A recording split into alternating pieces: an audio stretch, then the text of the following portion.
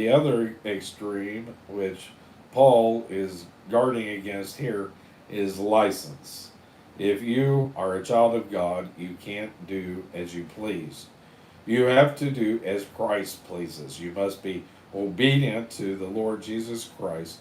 Present yourself to Him. That is practical. The great deal more practical than you may realize. And that concludes that section. Now let's move on to section verse 16.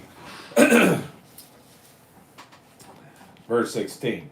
Know ye not that to whom ye yield yourselves servants to obey, his servants ye are to whom you obey, whether of sin unto death or of obedience unto righteousness? Know ye not?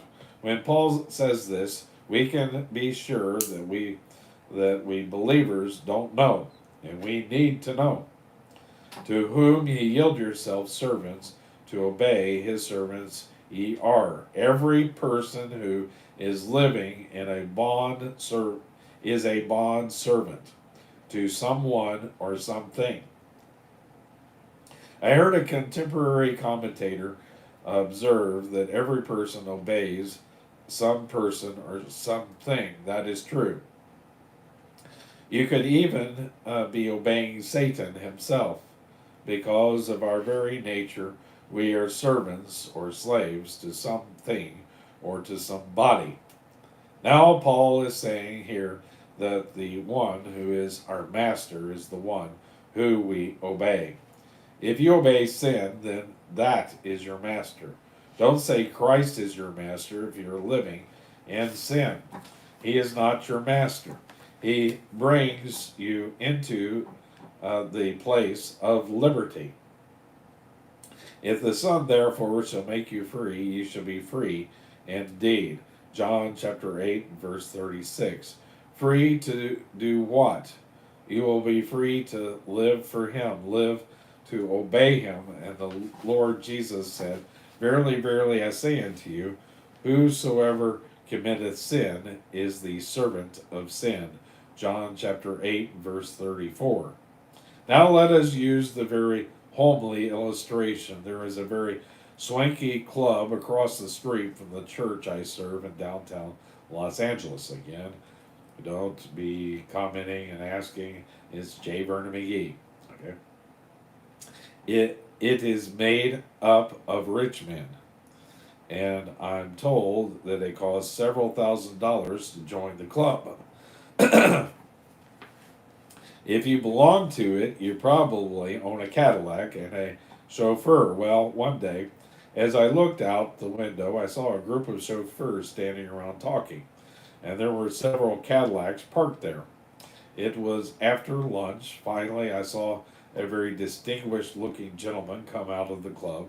He made a motion and said something, and I couldn't hear what he said, but I saw one of the chauffeurs leave the group of about 15 men. He went over, opened the door of the car, and the distinguished man got in. Then he went around, got in the driver's seat, and drove off. Now, I came to a very profound conclusion.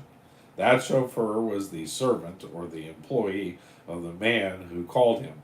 I don't think those other 14 chauffeurs were employed by the man in the car because they didn't obey him.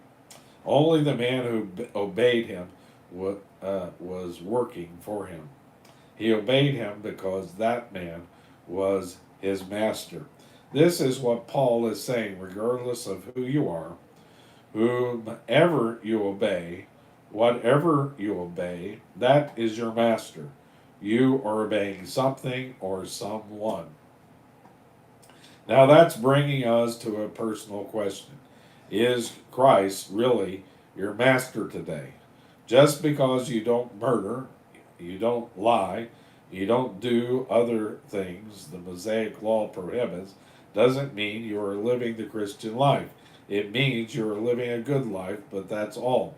The Christian life is one where you obey Christ.